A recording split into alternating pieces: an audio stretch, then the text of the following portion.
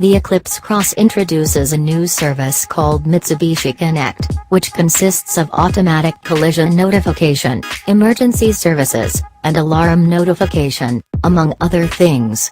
The remote services package can remotely start the crossover, adjust the climate settings, lock the doors, honk the horn, turn on the lights, find your car in a parking lot, and offer parental controls. It's standard on the SE and Cell trims and free for 2 years. It's $99 a year after that. The Eclipse Cross is designed to be the sportier-looking, fun-to-drive alternative to the Outlanders. Designers hit the styling mark with a sloping roof, high beltline, raked rear window, and a thick body line.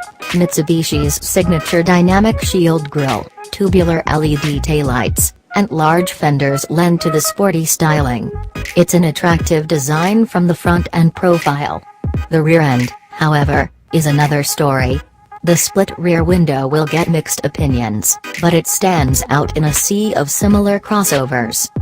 An all-new engine powers the Eclipse Cross, a 1.5-liter direct-injection turbo 4 that produces 152 horsepower and 184 pounds-to-foot of torque. A CVT with 8 simulated gears backs the engine and routes power to the front wheels, only in the base trim, or to Mitsubishi's SAWC all-wheel drive system. The powertrain provides plenty of power with decent throttle response for daily driving, but it feels a bit shy on torque. It's a definite improvement over the 2.4-liter i4 found in the Outlanders.